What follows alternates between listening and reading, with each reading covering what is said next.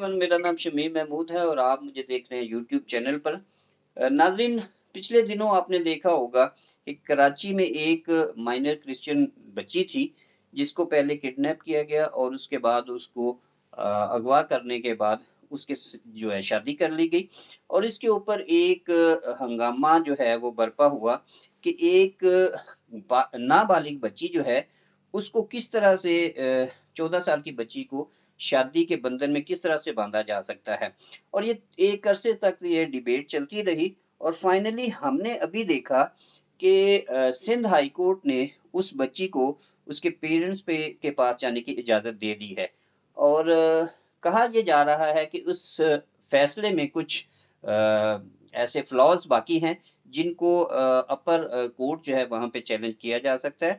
इस वक़्त इस बच्ची के जो वकील हैं अब्दुल हमीद राना साहब, ये सुप्रीम कोर्ट के वकील हैं और हम इनसे जानेंगे कि वो इस फैसले को किस नज़र से देखते हैं। जी राना साहब, ये फैसला सिंध हाई कोर्ट का जो आया है, आप इस बारे में क्या कहते हैं कि क्या ये फैसला चैलेंज किया जा सकता है और कैसे चैलेंज किया जा सकता है? देखिए, मैंने इस सिंध हाई कोर्ट के फैसले को बड़े गौर से देखा है, बगौर मतालिया किया है। उसमें मैंने जो देखे कुछ कानूनी नकाइस हैं, अदालती नकाइस हैं, जज साहब ने इनको प्रॉपरली एप्रिशिएट नहीं किया। तो उसमें यह है कि एक बच्ची 13 साल की है जिसका इल्ज़ाम है कि उसको अगवा किया गया है। 13 साल बच्ची है, नाबालिग है, क्रिश्चियन है, तो उसको ले जाकर उसको वर्गला कर उसको थ्रेट करके पता नहीं किन किन हालात में उसके साथ निकाह किया गया और उसको फोर्सफुली कन्वर्ट करके इस्लाम में कबूल करवाया गया। और फिर उसको जो है जब उसका मुकदमा उसके वालिदैन ने दर्ज करवाया तो उसमें उससे एक 5 मिनट की पिटीशन सिंध हाई कोर्ट में करवाई गई, प्रेशर करके, उसको प्रेशराइज करके।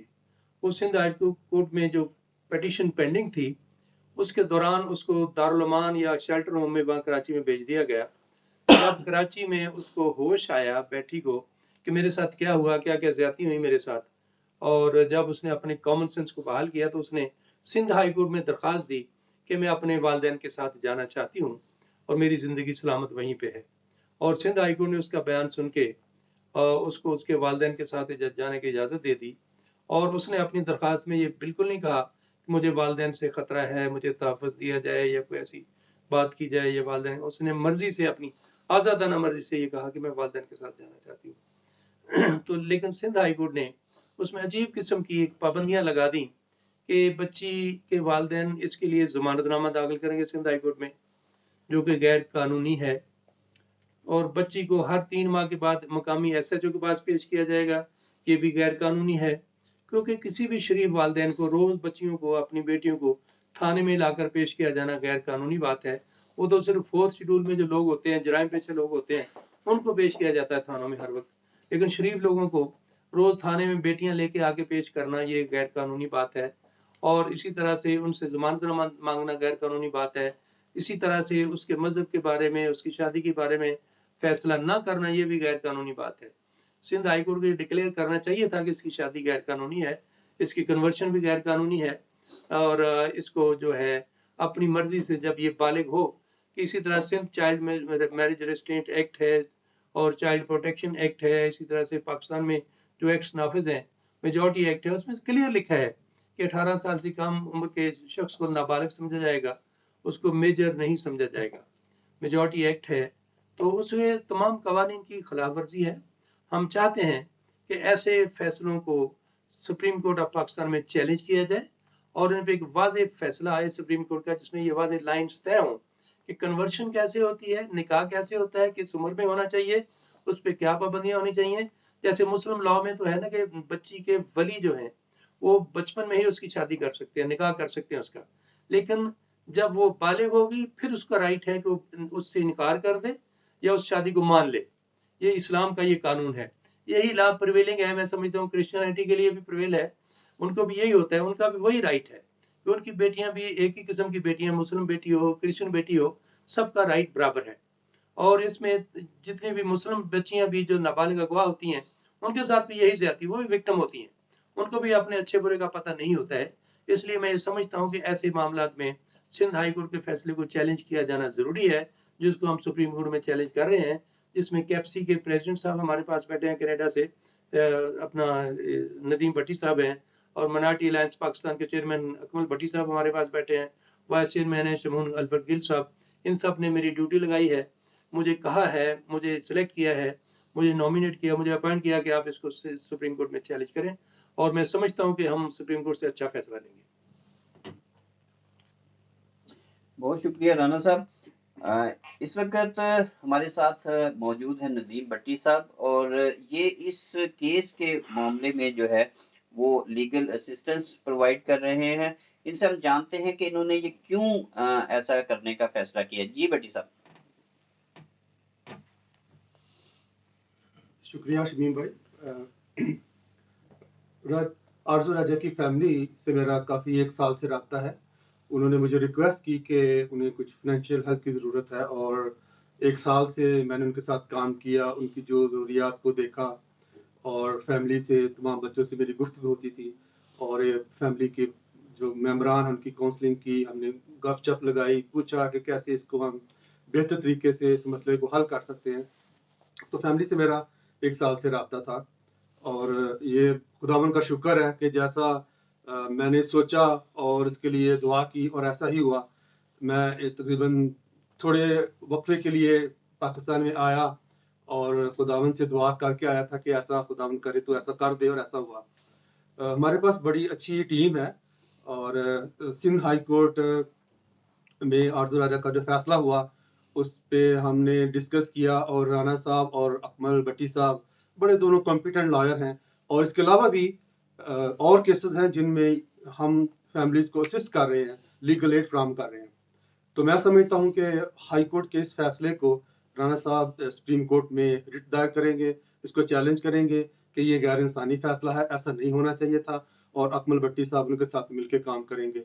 और फैमिली से हमने वादा किया है, उनको किसी किस्म का प्रॉब्लम, किसी किस्म की ज़रूरत है, हम उसको अच्छे तरीके से देखेंगे और उनके साथ तावन करेंगे।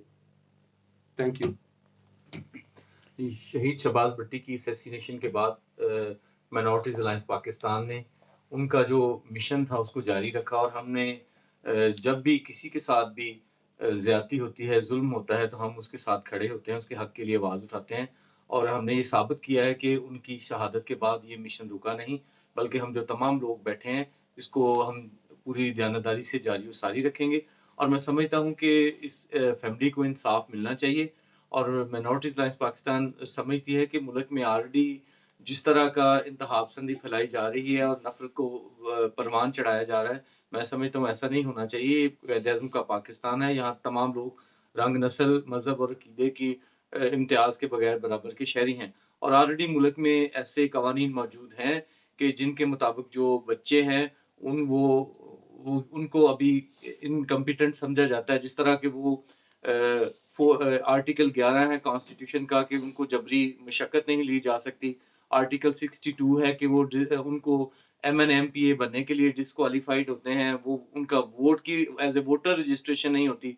फिर एक फैसला है खुर्शीद बीबी का फैसला PLD 1967 पेज नंबर 97, 5 जजों का फैसला, जिसमें उन्होंने कहा कि मुस्लिम मैरिज जो है एक सिविल कॉन्ट्रैक्ट है, और इसको सेक्शन 11 कॉन्ट्रैक्ट एक्ट के मुताबिक अगर मिला के देखें तो बच्चा जो इनकम्पिटेंट है वो कोई कॉन्ट्रैक्ट साइन नहीं कर सकता, तो इसलिए बच्चा शादी नहीं कर सकता। चाइल्ड मैरिज रिस्ट्रेंट एक्ट है। फिर इसके जिस तरह हम PPC में ताज़ीरात पाकिस्तान में देखें तो सेक्शन 82-83 के मुताबिक वो जो है कम उम्र बच्चे हैं उनके हाथों कोई जुर्म सरजद हो तो उसको जुर्म नहीं समझा जाता। फिर उसके बाद हम और बहुत सारे कवानीन हैं, नादरा ऑर्डिनेंस है, पंजाब मोटर व्हीकल ऑर्डिनेंस है, जिनके तहत ये नहीं हो सकता। तो हम समझते हैं कि बच्चे को ये भी हक नहीं हासिल होना चाहिए कि अपना रिलीजन तब्दील कर सके। तो हमारा हुकूमत वक्त से मुतालबा है कि जो माइनॉरिटीज़ हैं वो जो prohibition of force conversion bill है जिसे पार्लियामेंट्री कमेटी ने रिजेक्ट किया, हमारा मुतालबा है कि वो असेंबली में टेबल करके तो इस पे पाबंदी लगाई जाए। और बाकी हम जो कॉन्स्टिट्यूशनल राइट है article 22 freedom to profess religion, हम उसके खिलाफ नहीं है, लेकिन जहाँ पे माइनर बच्चियों का मामला है तो हम समझते हैं इसमें कानून बनाने की अशद ज़रूरत है। Thank you. नाज़रीन, पाकिस्तान में फोर्स कन्वर्जन और अंडर एज मैरिज जो है इसके ऊपर ये पहला वाकया नहीं है। इससे पहले जो माइनॉरिटीज़ हैं पाकिस्तान में रहती हैं उनमें उनके बहुत सारे केसेस जो है वो कोर्ट्स में पेश हो चुके हैं और सुप्रीम कोर्ट के फैसले भी हमारे सामने मौजूद हैं। देखना ये है कि जैसे हमारे लीगल एक्सपर्ट राना साहब ने हमें बताया कि ये सिंध हाई कोर्ट का जो फैसला है वो गैर कानूनी और गैर इखलाकी है। अब अगर ये सुप्रीम कोर्ट में जा रहे हैं तो देखना है कि कोर्ट इस फैसले को किस तरह से देखती है और माइनर गर्ल जो है उसके बारे में क्या डिसीजन देती है। बहुत शुक्रिया।